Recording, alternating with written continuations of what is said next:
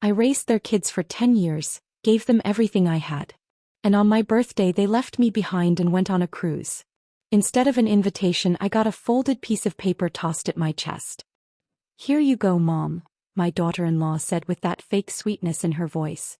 "Buy yourself something nice if you really need to celebrate." The paper slipped from my fingers and floated to the floor like a dead leaf. I bent down, picked it up and stared at the bold red print. A grocery coupon. $2 off a red velvet cake. Only valid Monday through Wednesday. It was Friday. I looked back at her.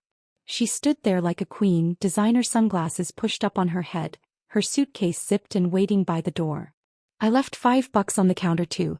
That should cover it," she added, already turning away. I didn't say a word. Instead I looked at my son. He stood near the door, car keys in hand, rocking on his heels, pretending to check the time like he couldn't wait to leave. I didn't need much from him, just a glance, a word, anything to remind me I wasn't invisible. But he didn't even look at me. "Old hag deserves it," he muttered under his breath, just loud enough for me to hear. His words settled into me like dust, soft, heavy and impossible to shake off. Outside, the kids were already climbing into the car. One of them yelled something about Tofu, the little dog. He darted past my feet, tail wagging, eager to follow them, but then stopped and looked back at me. "Grandma's got you Tofu," my grandson shouted before slamming the car door. My son gave a lazy wave without looking and my daughter-in-law called out, "Don't let him eat anything weird and make sure he gets his walk. He's been shedding from stress." And just like that, the door closed, the engine started and they were gone. I stood there holding that ridiculous coupon. My hand trembled, not from age but from something heavier. I walked into the kitchen and the silence felt different now. It wasn't peaceful. It was sharp, like abandonment itself. The cake sat on the counter, the one I'd baked that morning just like I always did for birthdays. Chocolate with dark fudge frosting. My late husband's favorite. Mine too. I'd baked it before I knew they were leaving, before I realized I wasn't even invited. I cut myself a slice, sat down and ate without tasting. The crumbs clung to my throat like memories I didn't want to keep. My eyes drifted to the fridge where a crumpled $5 bill was pinned under a grocery list. Slowly, I got up and walked down the narrow hallway to what they called the Nook. Once it was just a laundry room. When I moved in 10 years ago, they told me it was temporary, promised to make it cozier someday. They never did. The washer and dryer still sat in the corner like tired guards. I knelt down, my joints aching, and pried up the loose floorboard under my bed. My fingers found the plastic-wrapped folder I had hidden years ago. I pulled it out, stood up, and brushed off the dust. The faded gold letters on the front still spelled out my name, Evelyn Marie Parker. I opened it and stared at the document inside. The original title deed from 1982. My name and only my name. Back then, my husband and I had just finished paying off all our debts. We used the settlement I won from a wrongful termination case. Years of back pay, enough for a down payment on this very house. We bought it together, but he insisted only my name go on the paperwork. "So you always have something that's yours," he said. "Even if the world forgets who you are." They had forgotten. Or maybe they never knew. Maybe I never told them. Maybe I thought if I just gave enough. My time, my savings, my silence. They'd remember I was more than just the old woman in the Nook. But paper remembers. Signatures don't forget. I closed the folder and held it to my chest. Then I walked back to the kitchen, past Tofu curled on the floor, past the cold slice of cake I couldn't finish. I laid the folder flat on the table, taped the coupon beside it, and pinned the $5 bill just above. It looked ridiculous, like some sad little altar. My birthday gift to myself. A deed, a coupon, and a crumpled bill. Outside, the sun was sinking, painting the yard an orange light. The neighborhood felt empty, like it was holding its breath. 7 days. That's how long they'd be gone. 7 days was enough. I didn't need candles. I didn't need cake. This year I was giving myself something better. This year I was giving myself back. I never planned to live with them. After John died, I thought I'd stay in the little house we built together. Quiet, modest, filled with old photographs and hand-me-down furniture, with that rose bush in the back that bloomed twice every spring. But everything changed so fast. The water heater broke, the roof started leaking, and the nights felt colder without his breathing beside me. 2 weeks after the funeral, my son called. "You shouldn't be alone, Mom," he said. "Come stay with us for a while, at least until you feel better." I wanted to believe it was love. I wanted to. But when I got there they showed me the laundry room. It's not much, my daughter-in-law said, pulling back the curtain that hung where a door used to be. But it's quiet and at your age stairs might be tricky. There was a cot with a thin blanket, a shelf of detergent, and the hum of the washer and dryer filling the small space. I'll be fine, I told her, because that's what mothers always say. I didn't move in to be a burden. Came to help. She was pregnant with their second baby, already overwhelmed with the first. He worked long hours back then and the baby cried through every night. I offered to handle the 2 a.m. feedings, then the 5 a.m. ones, and before long I was doing them all. They stopped setting alarms. When she went into labor early I stayed home with the toddler. When that toddler developed colic I carried him around the house in circles until my back burned and my arms went numb. Later when she went back to work I handled everything. Drop-offs and pickups, packed lunches, permission slips, late nights sitting on cold bleachers at soccer games, and wading through science fairs that dragged on past bedtime. The third year I was there she lost her job when the company downsized. She was crushed. My son picked up more hours and money got tight. I heard them whisper about bills at the dinner table when they thought I couldn't hear. So I started paying for things, just little things at first. A field trip here, new shoes there. But then one day the preschool called saying tuition was overdue. I paid it without telling them. I just wanted to help. But once you do something once it starts being expected. My social security went to daycare, then to after-school programs, then summer camps. When the car broke down I handed over my savings. When she needed a new laptop, I dipped into the emergency fund I'd been saving for hospital bills. They thanked me the first few times, but thanks like milk expires. Soon enough I was just part of the machine. Quiet, reliable, invisible. They started calling the house theirs. Our home, she'd say proudly to her friends. We renovated the kitchen last fall, knocked out a wall for more light. I painted that kitchen. I scrubbed that wall before they tore it down. Once I asked softly, "Do you still have the deed?" He waved it off. "Somewhere in storage. It's just paperwork." She didn't call me Mom. She didn't even call me Grandma. Just Evelyn. The boys grew fast, from soft-headed toddlers to eye-rolling preteens. I helped with math homework, baked cookies for school fundraisers, stayed up late sewing costumes they only mentioned the night before the school play. I was there for every milestone, every loose tooth, every fever, every heartbreak. But children learn by watching. One afternoon I overheard my youngest grandson on the phone with a friend. "She lives in the laundry room," he laughed. "No, she's not really part of the family or anything. She's just old. My parents didn't want to put her in a home." I sat in that laundry room for hours after that. No knitting, no TV. Just silence. I stared at a detergent bottle on the shelf and at the water stain on the ceiling shaped like a heart mocking me. It wasn't his fault. He was just repeating what he'd heard. They called it helping when I cooked 3 meals a day. Helping when I folded their laundry. Helping when I stayed home on holidays so they could travel. But it was never help when I needed it. When I caught the flu I made my own soup. When I fell in the yard no one noticed until dinner. When I asked for a ride to the doctor she said she'd see if it fit her schedule. One Christmas they gave me a used sweater with a tag still attached. To Grandma, love daycare staff. They hadn't even checked. I smiled anyway and said, "Thank you." 10 years passed. Not once did they say, "You've done enough." Not once did they ask, "Are you okay?"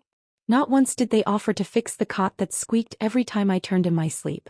And every time I wanted to speak up I reminded myself of the house. The house I paid for. The house they lived in. The house they were slowly trying to erase me from. But paper remembers. And so do I. I had just finished rinsing the dinner dishes. The boys were upstairs arguing over a video game. My son had disappeared into the garage like always, escaping the table and the heavy silence. She was on the phone in the living room, pacing behind the couch, her voice sharp and low. I was about to head back to the laundry room, my nook, as they liked to call it, when I heard her words. "If the house is still in her name we can't refinance anything.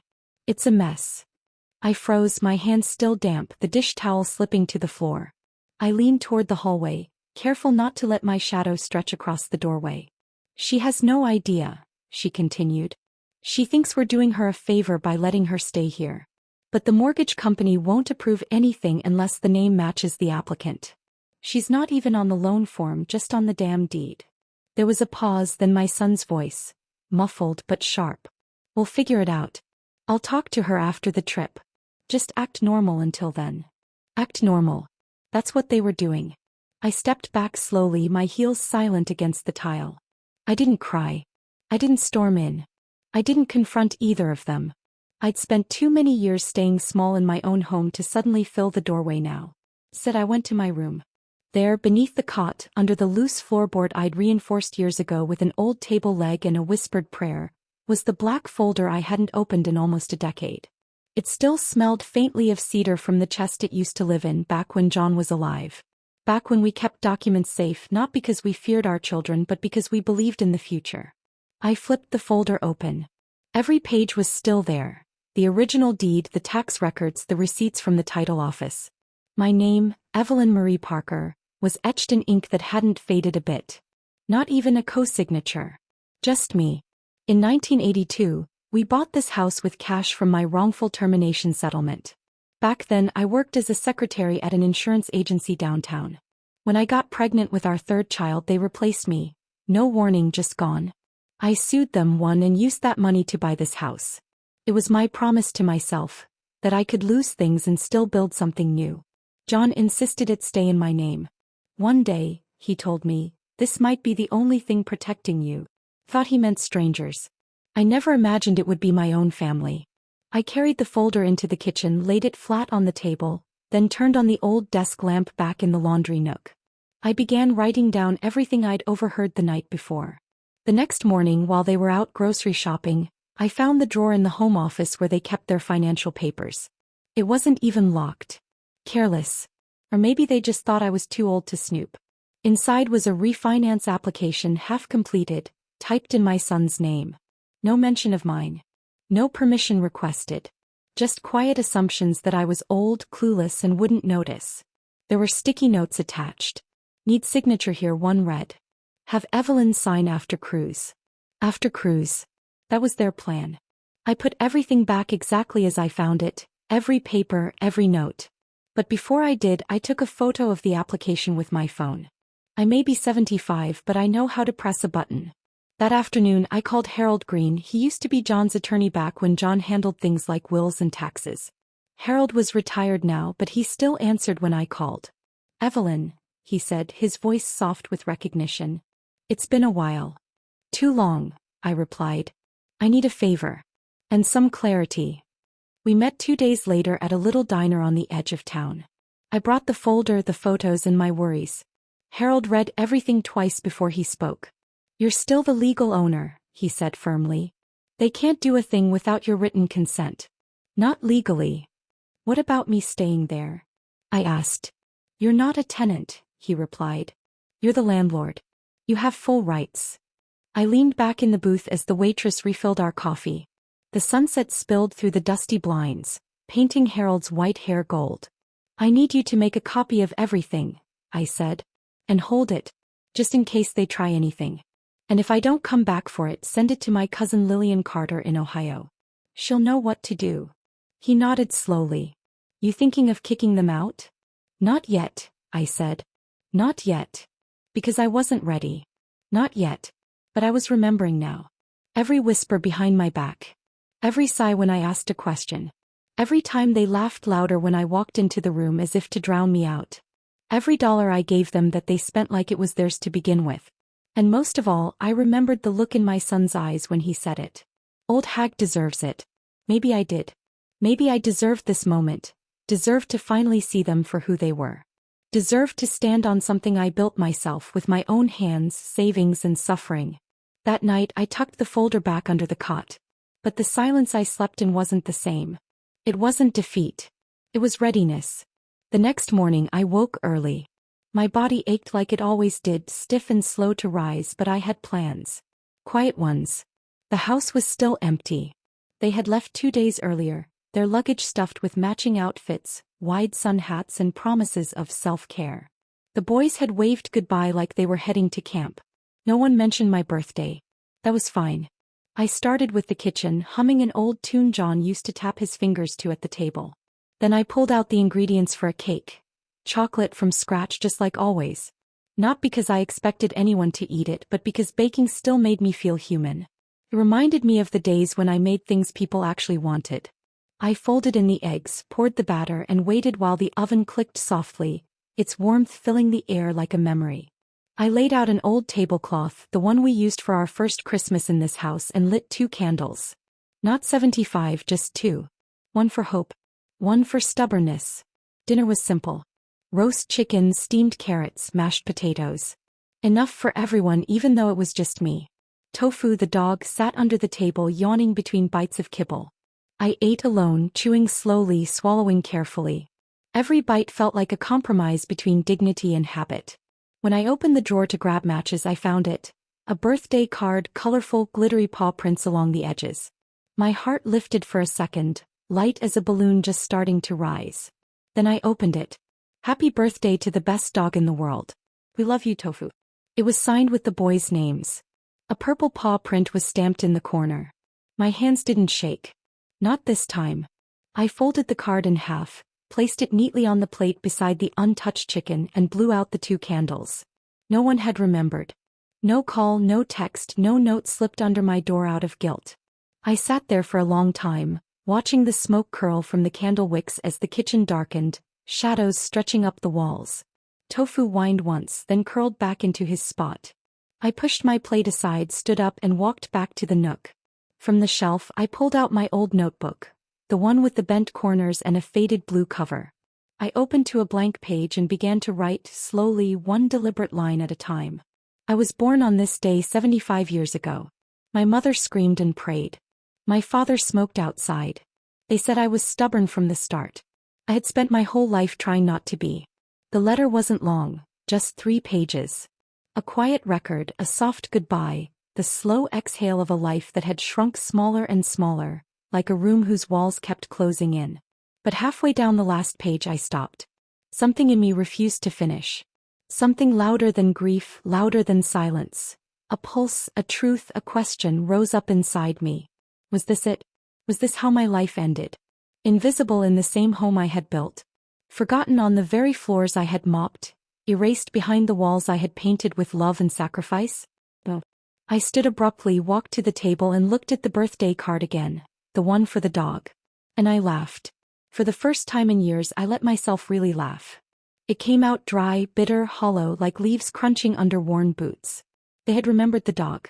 They had glittered his name in ink. And they hadn't remembered me. I took the card and taped it to the fridge, right beside the coupon and the crumpled $5 bill, my little altar of reminders.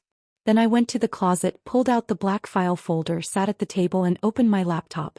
I didn't write a letter this time. Not a farewell. I wrote a plan. Because I wasn't done. Not yet.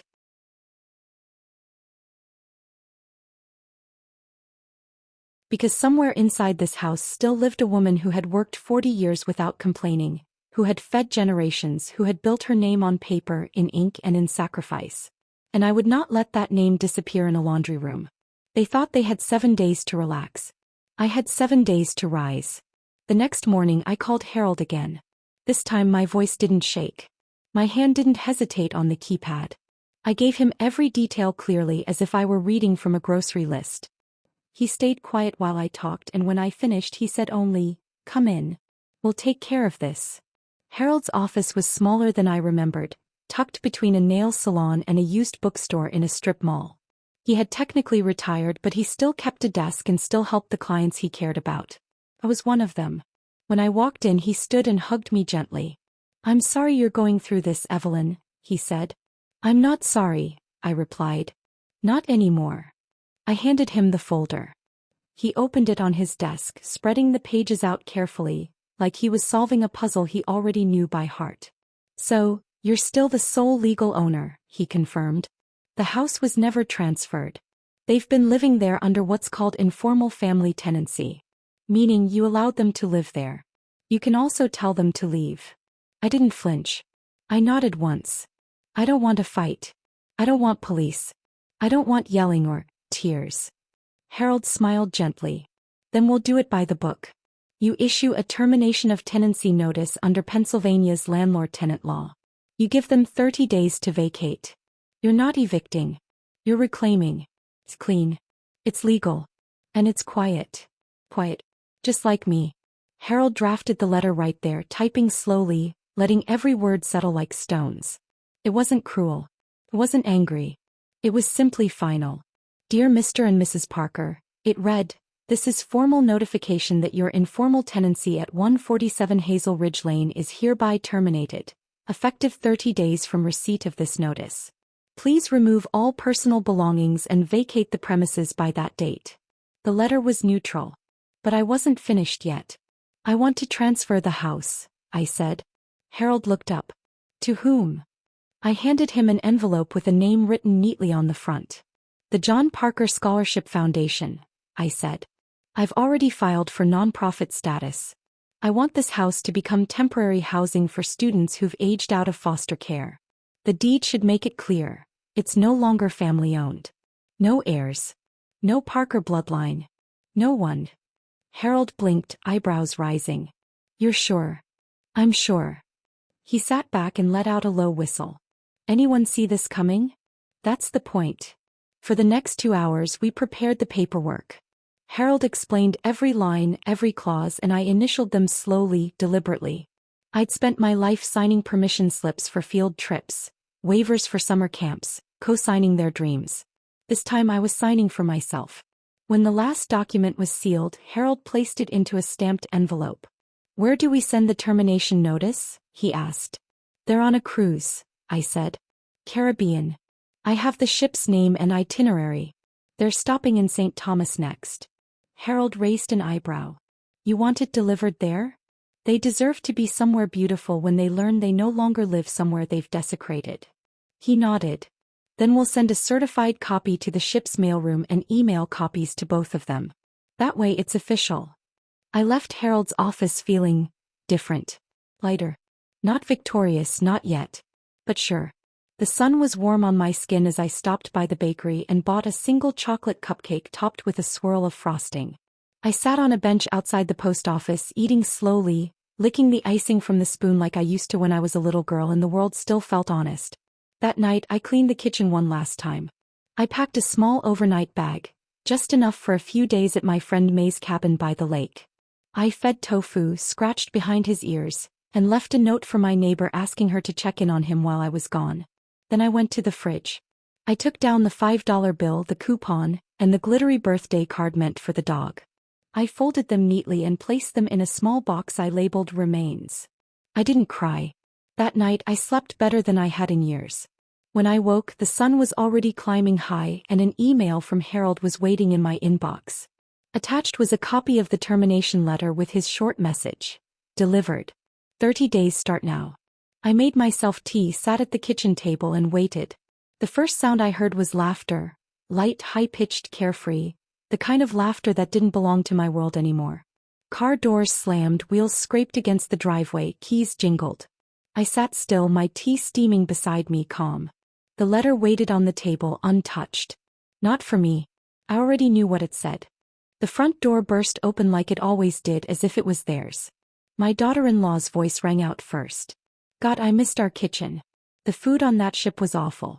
I swear, I'm never trusting Yelp reviews again." My son followed, dragging 2 oversized suitcases. He kicked the door shut, dropped the bags, then froze. His eyes landed on the cream-colored envelope on the table, its embossed return address catching the light. "What's this?" he asked, frowning. She didn't wait. He snatched it, tore it open like it was junk mail. Her face shifted quickly, confusion, then a frown, then panic.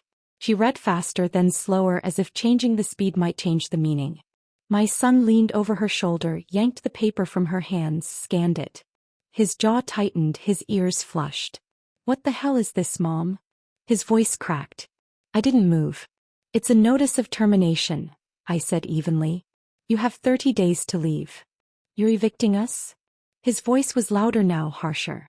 "No," I said calmly. "I'm reclaiming what I built. What you tried to steal." She stepped closer, waving the letter like a flag. "You can't just kick us out. This is our house." I glanced around the kitchen slowly, deliberately. "Funny," I said, "because my name is still on every legal document." "We made this a home," she snapped. "We repainted, remodeled, we made it livable again. And in return," I said, my voice steady, I gave you 10 years of my life. I cooked. I cleaned. I raised your children. I paid your bills. And after all that, you planned to take what was left. That's not true, she shot back. I didn't argue. Instead, I stood and walked to the small end table in the hallway. I opened the drawer, took out a little black voice recorder and pressed play. My own voice was faint at first. Then hers, clear, sharp, unmistakable. If the house is still in her name, we can't refinance anything. It's a mess. Then my son's voice, we'll figure it out. I'll talk to her after the trip. Just act normal until then. Silence filled the room. She turned pale. My son didn't move. You were spying on us, he whispered. I was listening, I said. There's a difference. That was when he exploded. His fist slammed onto the table, making the teacup rattle. You're destroying this family over a house, over a technicality. I looked at him. My son, the boy I once carried on my hip through hospital waiting rooms, the man who had watched me sleep on a cot beside a washing machine and said nothing. You think this is about a house? My voice grew firmer, sharper. You think I'm doing this because of drywall and deeds? He didn't answer. It's not about a house, I said. It's about the fact that I believed you had character. That you would never reduce your mother to a signature on a refinance form. That you would never talk about me like I was just another problem to handle quietly. She tried again, her voice softer this time. We didn't mean it like that. We were stressed. No, I said. You meant it exactly like that. And that's why it matters. She lowered her gaze. He crossed his arms tightly, still seething. You have 30 days, I said. 30 days to go where? He snapped. To anywhere that accepts people who think their mother is disposable, I replied. Her voice cracked then. What about the kids? What are we supposed to tell the boys? I turned the recorder off, placed it back in the drawer and faced them. Tell them the truth, I said. Tell them their grandmother finally stopped waiting to be respected. He stared at me like I was someone he'd never met. Maybe he was right. I wasn't the old woman who folded laundry and swallowed pain anymore. I stepped aside. 30 days, I repeated. They left the room without another word. I heard them upstairs, their voices rising in muffled argument behind walls they once believed belonged to them. I poured myself another cup of tea and watched the sun dip behind the trees. Tofu sat quietly beside me, tail wagging as if he understood. Maybe he did. Dogs always seemed to sense when things changed. That night they didn't come down for dinner. I didn't call them. I slept soundly. No dreams. Just peace. The kind of peace that doesn't come from winning but from finally seeing things clearly. The kind that comes from knowing that when silence is broken with purpose, it can be the loudest sound in the world. It was close to midnight when I heard it, the softest knock at the side door. 3 gentle taps, hesitant, familiar. I knew that rhythm instantly. It was my grandson. I opened the side door quietly and there he was, my grandson, shoulders hunched, his hoodie pulled up as if he were trying to hide from the night or maybe from himself. Can I come in? He asked, his voice barely above a whisper. I nodded and stepped aside. We sat at the kitchen table, the same table where I'd once fed him oatmeal when he was sick, where I'd held him close during thunderstorms, humming lullabies no one remembers but me. He stared at his hands, twisting his fingers nervously. Grandma, he said finally, why did you do it? Why now? I reached into the drawer by the fridge and pulled out a weathered envelope, one I had kept hidden for nearly 30 years. I slid it across the table. He opened it slowly, the paper cracking softly at its creases. The letter was from his grandfather, John. My late husband's handwriting was still strong, deliberate. There comes a day, my grandson read aloud, when your voice no longer carries weight in your own home, then use it louder. Take back your place. Do not vanish. Do not shrink. You are not furniture. You are the foundation. He looked up at me, eyes glassy. He wrote this for you, he said quietly. He knew, I replied. Even before he died, he knew this world forgets women like me unless we remind it. He swallowed hard. I didn't know they were treating you like that. I just thought it was normal. You were a child, I said gently. But children grow up. They choose what they want to see. His head dropped. I guess I didn't want to believe it, he whispered. I didn't want to see you sad. I wasn't just sad, I said. I was being erased, slowly, kindly, conveniently. He reached across the table and held my hand. For a long time neither of us spoke. Then he said, "They're saying you hate us." I smiled faintly. "I don't hate anyone. I just stopped waiting to be loved properly." A few minutes later he stood to leave. At the door he turned back. "Will you ever come back?" "I never left," I said softly. "Not really. I just stopped being quiet." His tears glimmered and then he was gone. The next morning my daughter-in-law came. Her eyes were red, her hands trembling. She stood at the front door as if she were standing at the edge of a cliff. "Please," she said, voice cracking, "I know you're angry, but can we talk?" I stayed silent. She stepped inside. "We have nowhere else," she pleaded. "The boys don't understand. Mark, he's furious. But me, Evelyn, I'm begging. I know we were wrong. I know." I looked at her then. Really looked. The woman who once called me extra luggage. The woman who tossed a coupon at my feet and called it a gift. The woman who gave me chores instead of kindness. "I don't want to be enemies," she said. "Can we stay? Just until we figure something out. I swear we'll change." I walked past her to the hallway closet and pulled down an old photo frame from the top shelf.